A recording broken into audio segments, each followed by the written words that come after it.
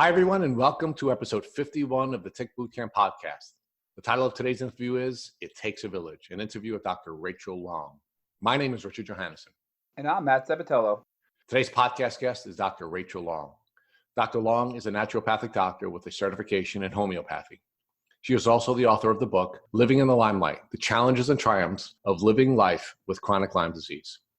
She is a sought-after public speaker and the owner of a restaurant. Rachel Long's Lyme disease journey began at the tender age of 4 years old. At Thanksgiving of that year, she became ill and was unable to walk. Her doctors settled on a misdiagnosis of meningitis despite failing to find an organism to support their diagnosis. Between the ages of 4 and 16, she was often sick and considered fragile by her family and friends. At the age of 16, her fragile condition became chronic, and she lost over 50 pounds in 45 days. Following her weight loss, she became wheelchair and housebound, receiving 1 day of homeschool instruction per week. Her family sought the assistance of many medical professionals, and she was finally diagnosed with Lyme disease by a doctor in Philadelphia. Unfortunately, her healing plan required Rachel to visit the Philadelphia-based doctor, a 3-hour trip from her home, 5 days a week for 56 treatments.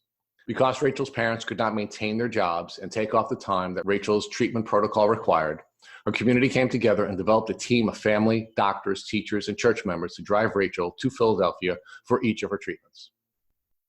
Good morning, Dr. Long, and welcome to the podcast. Thank you. Thank you both for having me. I'm super excited to be here. So, Dr. Long, can you share with our audience where you're from? I'm from Chambersburg, Pennsylvania. Did you grow up in that community? I did all my life. Where were you educated? Sure. So I started with Penn State, and then I fell ill again in college. So I transferred to Liberty University online.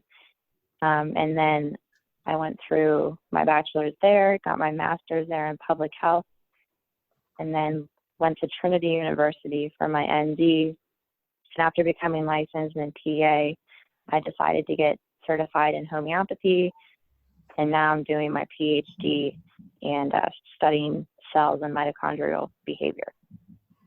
And are you currently working? Oh, yeah.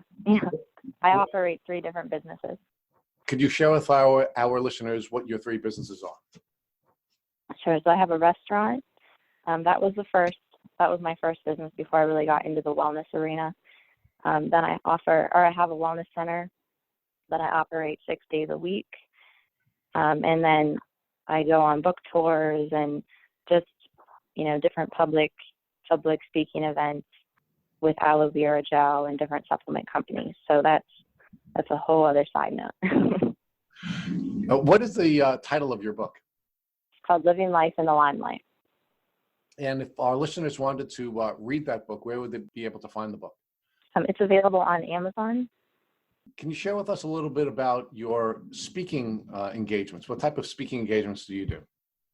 I do anything from like a work conference, or I've done churches, motivational speaking events. It just depends what people are looking for, what they want.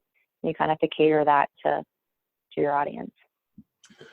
So, Dr. Long, because tick diseases are family diseases, we ask our guests to share their relationship status. I'm single. Now, during the course of the time that you began to suffer the symptoms of your tick disease, what was your family setting like? Normal. I mean, I had my mom, my dad, my sister, just going through life, 2 teenage girls, and just your typical American family. So, Dr. Long, when did you first begin to exhibit the symptoms of a tick disease?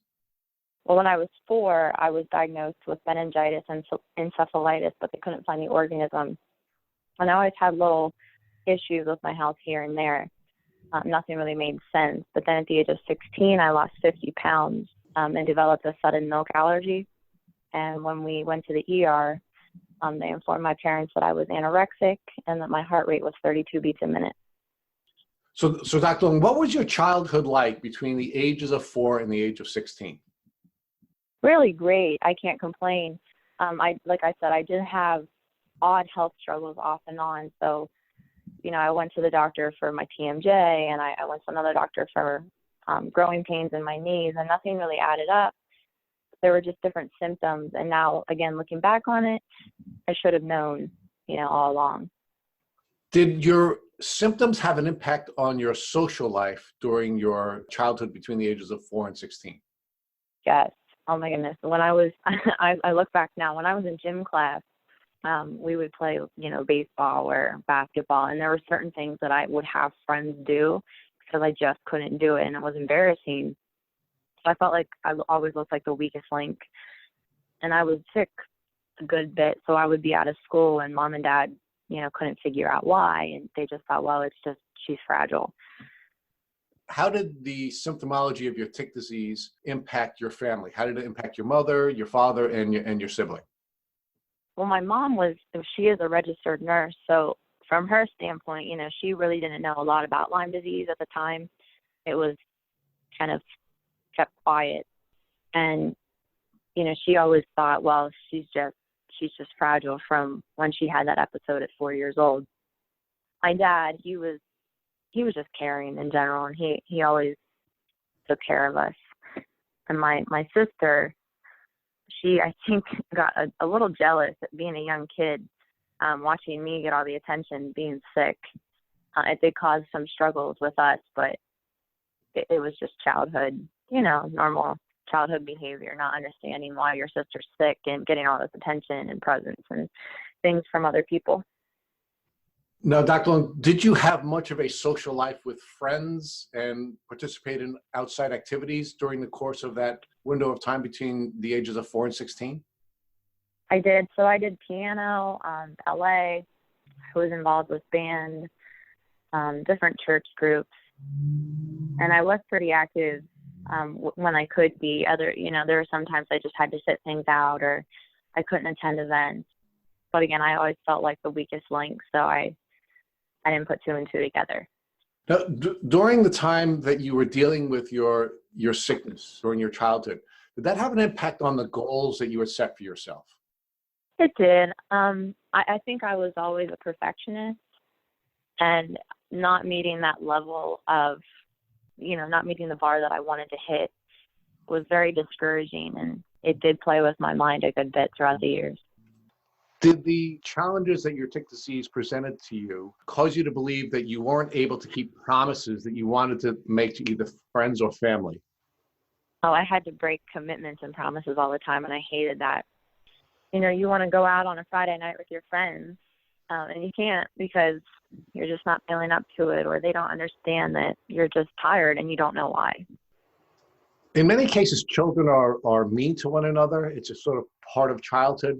Do you think your tick disease caused you to be the victim of maybe mean behavior from other children that you were interfaced with during your childhood? You could say that, but I think kids are kids. When I was in a wheelchair, I did have an incident where, people talked about me, but it wasn't kids, it was adults. So. What period of time were you in a wheelchair? Did this take place during your childhood? It was during my teenage years, when I was 17, 18. So let's move forward. I've been asking you questions about the time in your life between 4 and 16 when you had various forms of undiagnosed illness. What was your life like as a teenager after you had gotten sick? I just want to explore the social elements of your life. What had happened when you turned 16 and you got your diagnosis, and how did your symptoms develop? Well, I developed a milk allergy, lost 50 pounds, and then my heart rate was dropping. So we couldn't find any hospitals or nearby treatment centers that would take me on. And I remember my mom and dad, I told my dad the night prior, I said, Dad, I'm going to die. I can feel my heart it's going out. And that morning, then my mom and dad both took off and started to search for people who could help us. And we found Dr. Bracha in Philadelphia, and they had said, bring her tomorrow at 8:00. So we had to make a commitment with them. 5 times a week, I would travel to Philadelphia, which is 3 hours away from me, and I would receive IV therapy. Dr. Long, you mentioned that your mom was a registered nurse and that some of your doctors were saying that it was just anorexia and it wasn't anything else. Did your mom believe that, or did you know that there was something deeper and continue on fighting for a real identification of the root cause? Being a mother and a registered nurse, I think she worried when they did tell her that and presented us with the papers at the ER.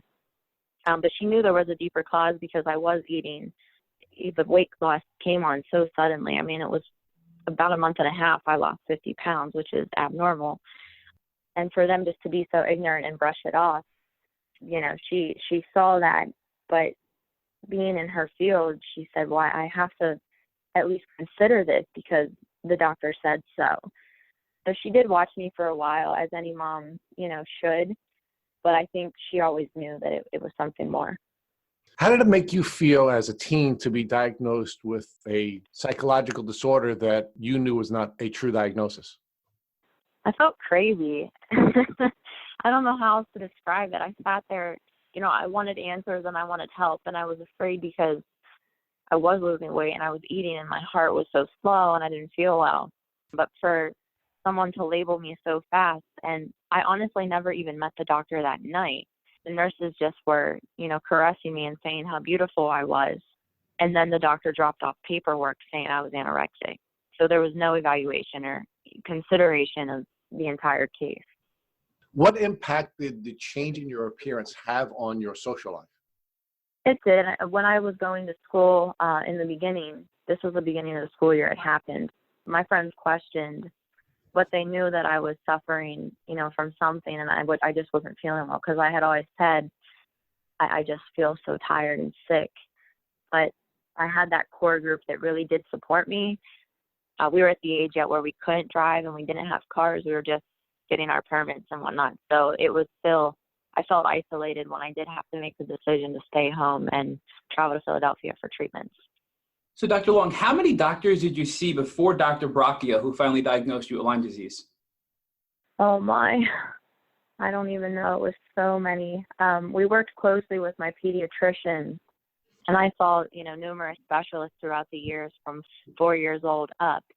But my pediatrician said, there's something new in this area, and it's not new, but it's new in this area, and another family has it, and maybe you should consider it. We can test her.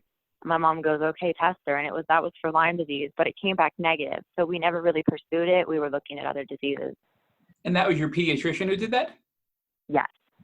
So at what point did you guys pivot from seeing your pediatrician and all these specialists to eventually finding Dr. Bracchia? How did you find Dr. Bracchia, who ultimately saved your life? It was really a miracle because I went from my pediatrician to not having answers. And then we went to the ER to being anorexic. And within a couple of days, we called, CHOPS and different hospitals out of the area, and none of them would take me on. And this doctor in Philadelphia, my parents just found the number and called, and my dad said, I don't know what led me there, but I just called.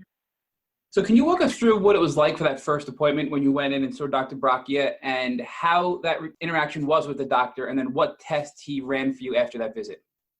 Mm-hmm. So we just went over my history and what was going on. He did an EKG on me and lots of blood work. I don't even remember anymore. It's all fuzz. But when we were on our way home from Philadelphia that night, it was like 8 o'clock at night, and he called and he said, you need to turn around immediately because her heart it's failing. And that's when I received treatment right away of Rocephin. Did your doctor at that point believe that you had Lyme, and that's why he treated you with Rocephin? He did, yes. And was that based on solely clinical observations? I believe so, and just everything leading up to that point. We gave him my entire history and everything that was, happening prior. And once you went back and you started getting the IV antibiotics, the Rocephin, what was that like? Did they put a PICC line in? Can you walk us through that process? Yeah, I had a PICC line, and then 5 days a week I received the Rocephin. And were you in the hospital at this point, or were you doing this outpatient at home? No, my family and we had to have volunteers 5 days a week because my mom and dad wanted to continue working since everything was out of pocket. So volunteers would drive me to Philadelphia every day. And you just mentioned that everything was out of pocket, so even your IV therapy was not covered by your insurance? No. So this disease must have taken a huge financial toll on you and your family as well. It did. Have you ever thought back to try to tally up how much this disease has cost you? Oh my, probably over $200,000. So now that you're going back for these Rocephin treatments through an IV port that you had a PICC line put in, Did you begin to feel better? Did you start to feel worse? Can you walk us through how you felt when you started the initial treatment? No, I started to feel better within probably a month. My heart rate came up, blood pressure came back to normal, and I gained all my weight back within probably 2 months. Typically, Lyme patients, when they go through hardcore antibiotic like that through an IV, they experience a Herx reaction. Did you experience anything like that? I did not at the time, no. Do you have any thoughts as to why you didn't have any Herxes? I'm not sure. I just know my body was already so weak, and I literally believe I was dying at that point.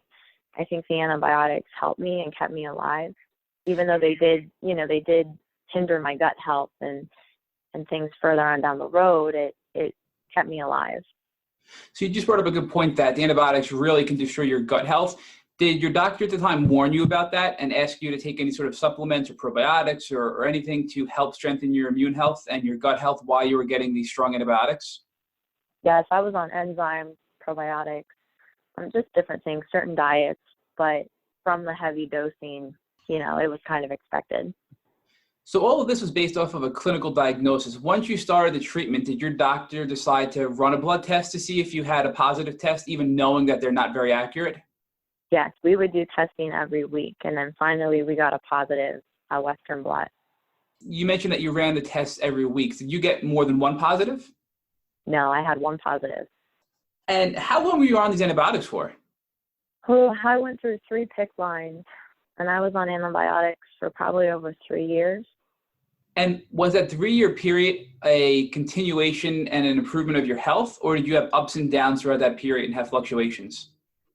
No, so initially on the Rocephin, I did well. I gained my weight back, my strength back. But then it was like after stopping the Rocephin, that's when I ended up in a wheelchair and with all these allergies. And then it was just a continual cycle. So when you stopped the Rocephin, what antibiotics did they put you on next? Doxycycline. So you went from the IV antibiotics to oral antibiotics? No, this was Doxy through the PICC line. Let's walk through this 3, almost 4-year window of you having a PICC line in you and getting these IV antibiotics. What did you think throughout this? Did you think that you were going to be cured? Did you think this was going to be a lifelong illness? How are you feeling throughout all this? I don't remember. I just know that we were hopeful, and I think that because it was such a disease that people didn't recognize yet, we were hoping that there would be more options, but there just wasn't much out there. So I want to learn more about your allergies. You mentioned when you were 16, when you first became symptomatic, you developed a milk allergy. Do you believe that milk allergy was related to your Lyme disease? I do. I think it was just the overall impact from my weakened immune system from Lyme for so long, and it all just reared to a head. And as you developed these new allergies after you went off the first antibiotic and went on the IV doxycycline, what were these new allergies that you developed? I had corn, nuts, gluten. At what point did you decide that the antibiotics weren't really working anymore, and what were your next steps? Well, my mom had said, I feel like we're going in circles. So we went to another doctor, and he said, okay, well, we're going to do, it was hyperbaric, and I forget what else. But he then found that I had a tapeworm. So once I passed that, then certain symptoms left. And then we just kept going to different doctors. It was like they were sending me, no one really knew, so I was always being sent to someone else. How did you feel that the hyperbaric oxygen therapy, did you feel that was an effective treatment to help with some of your symptoms? Somewhat, to an extent. And was that more of a temporary relief, meaning that you felt some relief after the treatment, but then it just sort of would come back? Yeah, if I would have kept up with it for long periods of time, religiously for certain days a week, I think it would have been more beneficial, but we lived out of the area from where that doctor was, so I would go, just a couple times here and there when I could. Dr. Long, I'd like to focus on the impact that this disease had on your social life between the ages of 16 and when you went off to college. Did I understand correctly when I heard you say that you stayed home, that you stopped going to school during your high school years? Yes, I was put on homebound instruction, so I would have a tutor come in once a week. I had friends that would tutor me or help me out, in the evening. But most of the learning I did on my own. And what impact did that have on you emotionally, not being able to go to school and have interaction with peers your own age? It was so hard. So hard. I felt isolated.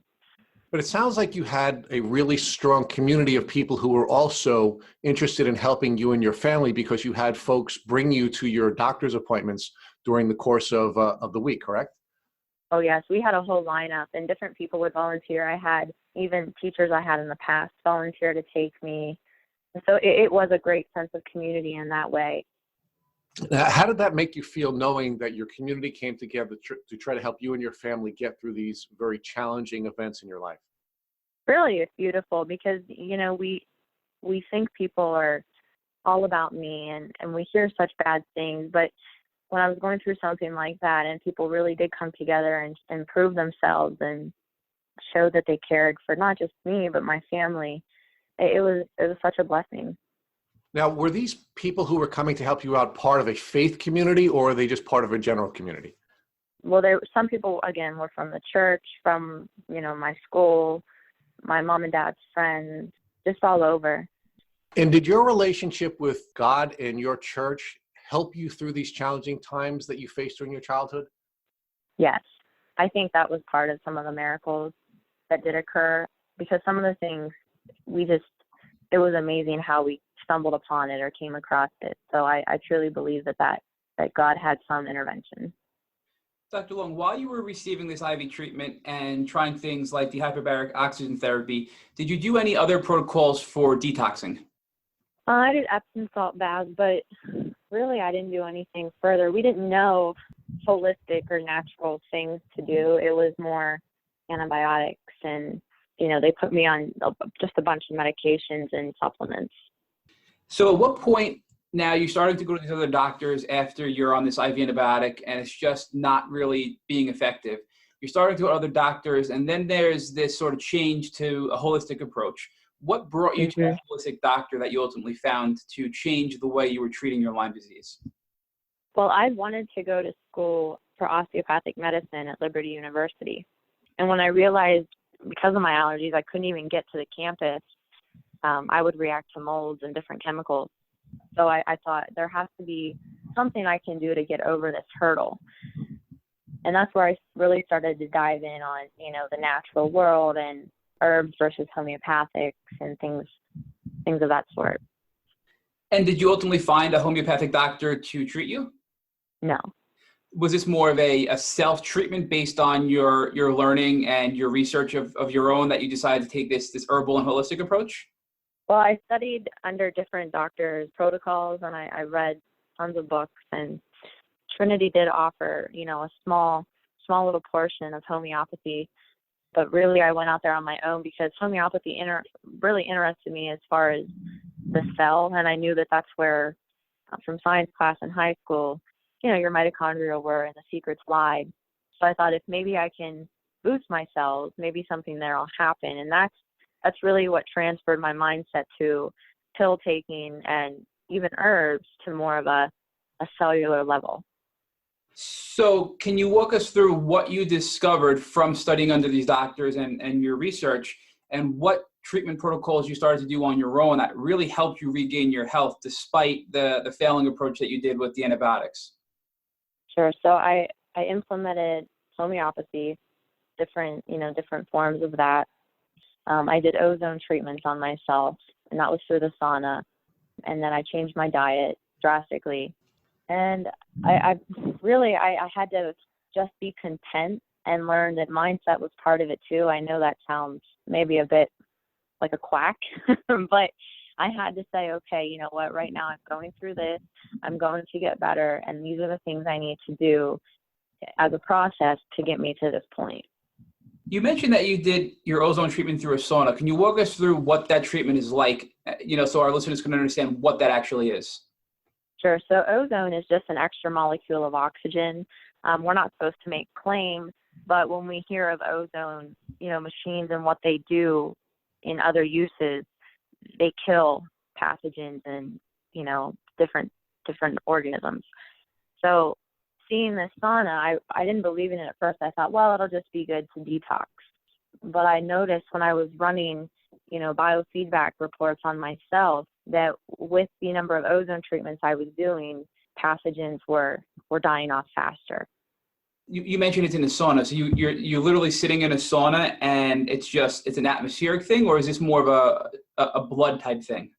No, so you're enclosed in this chamber. Your head is sticking out. You infuse it with steam and then oxygen, and then you turn on the ozone, and you're sweating immensely. So it just opens up the pores, and the ozone goes into the pore and can help remove those pathogens. So you mentioned earlier that you really started to study the cells and the mitochondria and how that has a huge impact on healing your body as a whole. Can you talk more about that? Sure. So anytime that you replicate a cell in the body, you're replicating mitochondria. Mitochondria, if they have a diseased mitochondria or a sick person that has diseased mitochondria, when you replicate that cell, you have a diseased cell. Thus, you're always going to have a state of disease in the body. Where if we can focus on mitochondria, clean the mitochondria, and replicate healthy cells that are disease-free mitochondria, you really get a well individual. And I'm going to back up because I think a lot of our past guests have also used ozone therapy, but I believe they've done it with a blood treatment. So they actually take their blood out, it gets treated with ozone and oxygen, and it goes back in to oxygenate and purify the blood, which sounds like a different approach than what you did. So with your, now with your medical background, can you talk to the differences between the two approaches and why you went with your approach versus the blood approach? Sure. I didn't want to do the blood approach. I thought it was a bit too invasive, a bit too risky. And I like the thought of, removing things through the lymphatic system, but also taking care of that cell at a deeper level. Because if we just go through the blood, it's kind of like treating the pathogen, where I really was focusing on the cell with the homeopathic approach and the ozone to kind of pull things through the lymphatic system. And that's an important note that I think we've learned recently is the importance of the lymphatic system in being able to heal and recover from Lyme disease. So can you talk more about what the lymphatic system is and why it's so important in the healing process? Sure. So with the lymphatic system, in your skin is your largest organ that you're going to detox from. And when we can get things moving from that, your body can do miraculous things on repairing and healing itself. So then you should let the liver and kidneys and the lymphatic system do the rest of that work. The ozone just kind of manipulates it a bit and helps it go through those channels. And from what we understand here at Tick Boot Camp, the lymphatic system can actually store some of the bacteria and it kind of gets stagnant. And if you don't have a moving or a functioning lymphatic system, then the bacteria just stays there and can replicate. Is that accurate? Exactly. And once you start getting that moving again, you can then sort of to kill off this bacteria and get it eliminated and removed from your body by detoxing, right? Right. So after you pivoted from this antibiotic and what I'll call a Western approach, and you went more into homeopathy, do you feel that was really a game changer that really helped you recover your health? It did, because, I'm a naturopath. And looking back on it now, I did everything I could with herbs in the beginning. And I still felt like herbs were that Band-Aid approach, kind of like the medications where they got me through to a point, but it really didn't take me that step further. And I was sitting in my office one day and I thought, man, I do not feel well. And I feel like this is not fair to the people I'm seeing because I don't feel well. So when I dug deeper into the homeopathic realm, then I realized, okay, I think this is where the secret is, because within a matter of weeks, I felt so much better. And within 2 years, I was doing things I haven't done in a long time. So I really want to learn more about what actually helped you the most. If you had to look back and say what treatment you did, what homeopathic treatment you did worked the best, what would you say that was? Well, like I said, I did various protocols, and everybody's different. So there's no one protocol that's specific for a person. It's really when I did the biofeedback, and I looked at my report and saw what I needed to address at each point, then that got me through each round. So I did rounds of just, homeopathic protocols. But again, no one person is the same, and I can't say this protocol helped me more than this. It was just a blend of everything. And when you mentioned the biofeedback, can you walk our listeners through what biofeedback actually is? Right. So it's just reading the wavelengths of the body in general. And some people can take it with a grain of salt. I firmly believe in it now going through it. with the biofeedback, it gave me a personalized remedy each time for which homeopathics I needed or which supplement I absolutely required. And it just helped me dig deeper into the cell and really, fight what I needed to fight. Can you give us an example of one of the biofeedback readings that you did, what the outcome was, and then what you did to sort of attack that problem? Well, I'll give you an example. I have a little dog who's a client, and with them, we did multiple testing rounds on the biofeedback, and it was Babesia and different Borrelias. So we followed a protocol that pulled specifically for those pathogens, and they were put into the drops, the homeopathic, custom homeopathic, and then the dog was, of that pathogen, it was free within about 8 weeks. So it was really neat to see that move. Now there were other things that, the little dog's body had to work through, but that was something that responded fast. So homeopathics, long term, when you're working through different pathogens and molds and heavy metals and things in the body, it takes time, but it's super catered. And that's what I like about the biofeedback. Right. So how we understand it here at Tick Bootcamp about homeopathy is it's more of a personalized approach. So based on the observations and the tests and the studies done on the patient, you then prepare a customized, what I'll call tincture, which is really just like a drop that maybe goes in sublingually under the tongue. And then you use that customized tincture to then help resolve some of your issues. Is that an accurate assessment or at least a generalization of homeopathy? Yes, and that's one part of it. And then, like I said, you do have your different protocols, different medicines, homeopathic medicines that can go alongside that. So if you have that custom blend, then you know that the person needs the X, Y, and Z of other homeopathic medications. You can have them taking them, or they might require a supplement that goes along with that. But I don't like to give too many things. I think most everything can be done with that custom drop. So obviously today you're running a successful medical business. You're a naturopathic doctor. You have written a book. You do public speaking. You're going back to get a second doctorate. I mean, I think the answer is probably implied, but how are you feeling today? Wonderful. I haven't felt this good in a long time. And I will admit, I get to the point where I do run myself down. And I think it's a matter of pacing myself. And I blame it on, I'm reliving everything I missed all those years. But I don't want to put myself back at square one. But I do feel well, and I rarely have a sick day. If our listeners were to find your Instagram page, they would see a very fit person. My thoughts when I went onto your Instagram page is that you're a very beautiful and fit person. And I'd like you to give our listeners sort of the contrast between what you looked like and what you felt like during that window of time when you were really sick, and how that began to change so that you could become the person that you appear to be on your Instagram page today. Well, in the beginning, I was very frail. I weighed 88 pounds.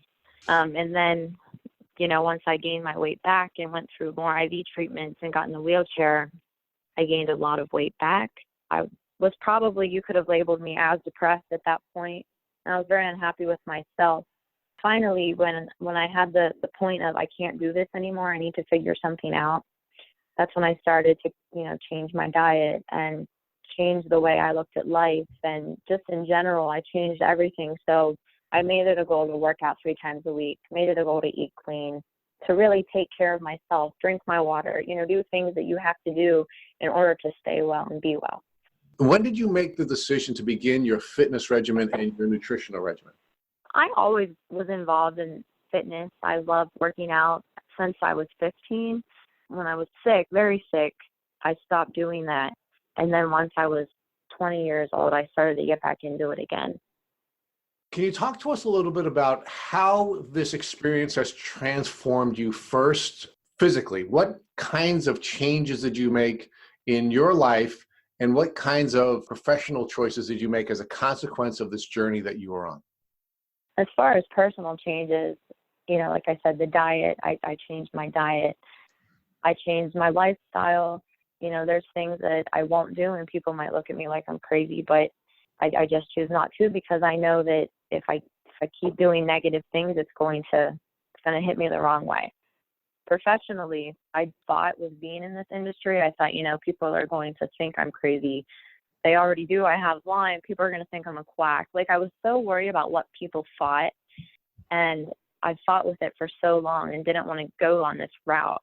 But when it's supposed to be, it's supposed to be, and my practice blew up within a year, and people are being transformed, so it's super exciting. Dr. Long, let's talk about those internal changes that have occurred as a consequence of your tick disease journey. One of the things you were clearly concerned about is what other people thought of you, and you've shared with us that has changed. What caused that change in your perspective or your worldview? You reach a point where you go, you can't worry about what others think anymore. You have to take care of you. Those that love you and that are around you are going to stay by, and they're going to support you, and they're going to understand. Not always, but most of the time. So to really, really just focus on what I needed to do to get better so I could help others, that was when I made the change. What impact did this tick disease journey have on you spiritually? I questioned God a lot. And I remember when I was younger, I told my mom, I said, why does God let me go through this? And she said, well, why not you? And I never understood that. And now looking back on it, I see this as a blessing, because not having gone through this onset of illness with Lyme, I don't think I would have ever gotten to this point today and be able to help people the way I am. The last transformation that we see with all of our guests is there is a sort of presentation of sort of superhero-like powers that people gain after they have a tick disease battle. And one of the things that we see is that our guests learn a great deal about ticks, and they learn about how to protect themselves and their family members from ticks and tick diseases. So I'm going to ask you the question. If someone close to you called you and said that they had woken up this morning and they were bitten by a tick, what advice would you, as somebody who's had this transformational experience, give them so that they wouldn't get sick? Well, first, you carefully remove the tick, and then you send it off for tick testing. And then I would tell them they need to go to a medical professional right away and demand, not ask, you demand for 30 days of doxycycline to counteract that bite. And if they don't give it to you, then you tell them you have acne and you need doxycycline for 30 days for your acne. Thank you for listening to the Tick Bootcamp interview with Dr. Rachel Long. To our listeners, we have a call to action. First, if you'd like to learn more about Dr. Long and her tick disease journey, please visit her Instagram at _Rachel_Long, or you can purchase her book, Living in the Limelight, The Challenges and Triumphs of Living with Chronic Lyme Disease, on Amazon. Second, if you enjoyed this episode of the Tick Bootcamp podcast, please share it with your friends and family by using the social media buttons you see at the bottom of the post. Third, we here at Tick Bootcamp have created the Tick Bite Blueprint that is inspired by the information that we have had shared with us by past podcast guests. We urge you to visit our website at www.tickbootcamp.com to view the blueprint. We would appreciate it if you would contact us with any suggestions you have for improvements. Fourth, don't forget to subscribe to this podcast on iTunes, Google Play Music, or Spotify to get the automatic episode updates of our Tick Bootcamp podcast. And finally, we thank you, our listeners, for your comments on our past podcast episodes. Please take a minute to leave us an honest review of this episode on iTunes, on Instagram, or on our website. We make it a point to read every single one of the reviews we get. Thank you for listening.